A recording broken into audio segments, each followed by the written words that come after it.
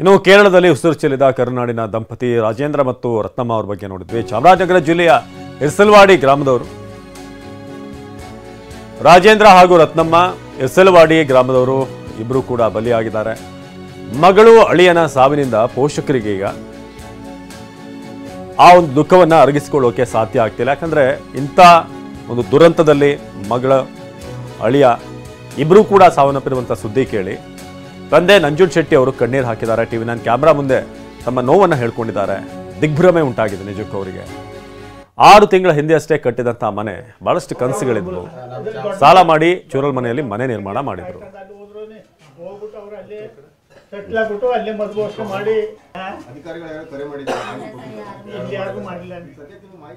ನಮ್ಮ ಪ್ರತಿನಿಧಿ ಸೂರಜ್ ಅವ್ರನ್ನ ಮಾತನಾಡಿಸಿದ್ದಾರೆ ಮನೆಯವ್ರನ್ನ, ಬರೀ ನೋಡೋಣ. ದೇವನಾಡು ಕೇರಳದಲ್ಲಿ ಗುಡ್ಡ ಕುಸಿದ ಪ್ರಕರಣಕ್ಕೆ ಸಂಬಂಧಪಟ್ಟಂತೆ ಈಗಾಗಲೇ ಕೂಡ ಅಧಿಕೃತವಾಗಿ 143 ಮೃತದೇಹಗಳು ಕೂಡ ಪತ್ತೆಯಾಗಿರುವಂಥದ್ದು. ಅದೇ ರೀತಿಯಾಗಿ ನಮ್ಮ ಕರ್ನಾಟಕದ ಚಾಮರಾಜನಗರ ಜಿಲ್ಲೆಯ ಏನು ಇರ್ಸಲ್ವಾಡಿ ಗ್ರಾಮದ ರತ್ನಮ್ಮ ಹಾಗೂ ರಾಜೇಂದ್ರ ಪತಿ ಕೂಡ ಕಣ್ಮರೆಯಾಗಿರುವಂಥದ್ದು. ಇನ್ನು ಈ ಕುರಿತು ಮಾತಾಡೋಕ್ಕೆ ಏನಾದರೂ ಕೂಡ ಅಧಿಕೃತವಾದಂತಹ ಮಾಹಿತಿ ಕುಟುಂಬಸ್ಥರಿಗೆ ಸಿಕ್ಕಿದೆಯಾ ಅಂತ ಹೇಳಿ ಸ್ವತಃ ರತ್ನಮ್ಮ ಅವರ ತಂದೆ ನಮ್ಮ ಜೊತೆ ಇದ್ದಾರೆ, ಅವ್ರನ್ನೇ ಮಾತಾಡ್ಸೋಣ. ಸರ್, ಈಗಾಗಲೇ ಕೂಡ ಸಾಕಷ್ಟು ವರ್ಷಗಳಿಂದ ಟೀ ಎಸ್ಟೇಟಲ್ಲಿ ಕೆಲಸ ಮಾಡ್ಕೊತಿದ್ರು ಚೂರಲ್ ಮಲೆಯಲ್ಲಿ, ತಮ್ಮ ಮಗಳು ಮತ್ತು ಅಳಿಯ. ಈಗ ನಿನ್ನೆಯಿಂದ ಸುದ್ದಿ ನೋಡ್ತಾ ಇದ್ದೀರಾ, ಸಾಕಷ್ಟು ಮೃತದೇಹಗಳು ಪತ್ತೆ ಆಗ್ತಾ ಇದೆ. ರತ್ನಮ್ಮ ಮತ್ತು ರಾಜೇಂದ್ರ ಅಂದರೆ ತಮ್ಮ ಮಗಳು ಮತ್ತು ಅಳಿಯ ಇಬ್ಬರು ಕೂಡ ಮಿಸ್ ಆಗಿರುವಂಥದ್ದು. ಅಧಿಕೃತವಾಗಿ ಏನಾದರೂ ಮಾಹಿತಿ ಸಿಕ್ಕಿದೆಯಾ ಸರ್? ನಮ್ಗೆ ಯಾವುದೋ ಮಾಹಿತಿ ಸಿಕ್ಕಿಲ್ಲ ಸರ್.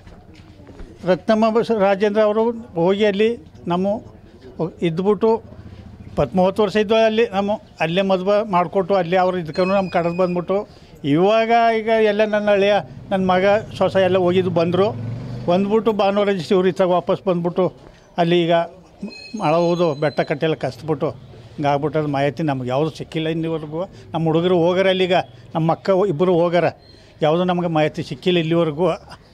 ಈಗ ಅಧಿಕೃತವಾಗಿ ಸರ್ ಗುಂಡ್ಲುಪೇಟೆ ತಹಶೀಲ್ದಾರ್ ಅವರು ಒಂದು ಮಾಹಿತಿನ ಹೊರಹಾಕಿದ್ದು ದುಃಖದ ಸಂಗತಿ. ಯಾಕಂತ ಹೇಳಿದ್ರೆ ರತ್ನಮ್ಮ ಮತ್ತು ರಾಜೇಂದ್ರ ಬದುಕುಳಿದಿಲ್ಲ ಅಂತ ಹೇಳಿ ತೀರೋಗಿದ್ದೀರ ಅಂತ ಹೇಳಿದ್ದಾರೆ. ತಮಗೇನು ತಿಳಿಸಿದ್ರೆ ಏನಾದರೂ ಕೂಡ? ನಮ್ಗೆ ಯಾವುದು ಅದು ಬಂದಿಲ್ಲ ಮಾಹಿತಿ, ಯಾವುದು ಬಂದಿಲ್ಲ ನಮಗೆ. ಅದು ಯಾವ ಮಾಹಿತಿನೂ ಗುಂಡ್ಲುಪೇಟೆದು ಮಾಹಿತಿ ಬಂದಿಲ್ಲ. ಈಗ ಎಷ್ಟು ವರ್ಷಗಳಿಂದ ಸರ್ ರತ್ನಮ್ಮ ಅವರು ವಾಸ ಇದ್ರು, ಏನು ಕೆಲಸ ಮಾಡ್ಕೊಂಡಿದ್ರು ಸರ್? ಟೀ ಎಸ್ಟೇಟ್ಲಿ ಅವ್ರಿಗೆ ವಾಸ ಮಾಡ್ತಿದ್ದು. ರಾಜೇಂದ್ರರು ಗಾರ ಕೆಲಸ ಮಾಡ್ತಿದ್ರು ಅಲ್ಲಿಯೇ. ಈಗ ಅಧಿಕೃತವಾಗಿ ಮಾಹಿತಿ ಸಿಕ್ಕಿದೆ ಸರ್, ರತ್ನಮ್ಮವರು ಮತ್ತು ರಾಜೇಂದ್ರ ಇಬ್ಬರು ಕೂಡ ಬದುಕುಳಿದಿಲ್ಲ ಅಂತ ಹೇಳಿ. ಹಾಗಾಗಿ ಮಾಹಿತಿ ಯಾವುದು ಗ್ಯಾರಂಟಿ ಈಗ ಅಧಿಕೃತವಾಗಿ ತಹಶೀಲ್ದಾರ್ ಗುಂಡ್ಲುಪೇಟೆ ತಹಶೀಲ್ದಾರ್ ಅವರು ವಯನಾಡಲ್ಲೇ ಇದ್ದಾರೆ. ಆಲ್ರೆಡಿ ಏನು ಘಟನಾ ಸ್ಥಳ ಇತ್ತು, ಘಟನಾ ಸ್ಥಳದಲ್ಲೇ ಇದ್ದಾರೆ. ಈಗ ಕನ್ಫರ್ಮ್ ಮಾಡಿದ್ದಾರೆ, ನಮ್ಮ ಚಾಮರಾಜನಗರದಿಂದ 4 ಜನ ಮೃತಪಟ್ಟಿದ್ದಾರೆ ಅಂತೇಳಿ. ಅದರಲ್ಲಿ ರತ್ನಮ್ಮ ಮತ್ತು ರಾಜೇಂದ್ರ ಕೂಡ ಅಂತ ಹೇಳಿದ್ದಾರೆ. ಹಾಗಾಗಿ ಮೃತದೇಹವನ್ನು ಏನಾದರೂ ತರಿಸ್ಕೊಳ್ಳೋಂತಹ ಪ್ರಯತ್ನ ಮಾಡ್ತಾ ಇದ್ದೀರಾ, ಏನಾದ್ರು ಕಮ್ಯುನಿಕೇಶನ್ ಮಾಡ್ತಾ ಇದ್ದೀರಾ? ಹೋಗಾರೆ ನಮ್ಮ ಹುಡುಗರು ಹೋಗಾರಲ್ಲ ಅಲ್ಲಿಗ, ಅವ್ರು ಏನು ಮಾಡ್ತಾ ಇದ್ದಾರೋ ನೀವು ಫೋನ್ ಮಾಡಿಲ್ಲ ನಮ್ಗೆ. ಇಷ್ಟೊತ್ತಿನ ಮೇಲೆ ಮಾಡ್ಬೋದು ಹೋಗಿ, ಯಾವುದು ಸಿಕ್ಕಿಲ್ಲ ನಮಗೆ ಮಾಹಿತಿ ಅವರದು. ಸರ್, ಈಗ ತಾನೆ ರೀಸೆಂಟಾಗಿ ಒಂದು ಮನೆ ಕಟ್ಟಿದ್ರಂತಲ್ಲಿ ರತ್ನಮ್ಮ ಅವರು, ರಾಜೇಂದ್ರ ಅವರು. ಆ ಮನೆಯಲ್ಲಿ ಕಷ್ಟಪಟ್ಟು ಮನೆ ಕಟ್ಟಂಥದ್ದಲ್ಲಿ ಎಲ್ಲ ಕರೆದ್ಬಿಟ್ಟು ಇನಾಗ್ರೇಷನ್ ಮಾಡಿಸ್ಬಿಟ್ಟು ಗೃಹಪ್ರವೇಶ ಮಾಡಿಸ್ಬಿಟ್ಟು ಅಲ್ಲೇ ಬದುಕಿ ಬಾಳಬೇಕಂತ ಸಾಕಷ್ಟು ಕನಸು ಕಟ್ಟಿದ್ರಂತೆ. ಯಾವಾಗ ಮನೆ ಗೃಹಪ್ರವೇಶ ಆಗಿತ್ತು ಸರ್? ಆಗಿನ್ನೇನು 6 ತಿಂಗಾಯ್ತು ಗೃಹಪ್ರವೇಶ. ಈಗ 6 ತಿಂಗಳು ಆಗೋಯ್ತು. ಅಲ್ಲಿ ಇವಾಗ ಬಂದು ಹೋಯ್ತಾ ಇದ್ರಲ್ಲಿ ಫೋನ್ ಮಾಡ್ಕೊತಿರು ಕೇಳ್ತು. ಫೆಬ್ರವರಿ 18ರಲ್ಲಿ ಗೃಹಪ್ರವೇಶ ಮಾಡಿದ್ದು.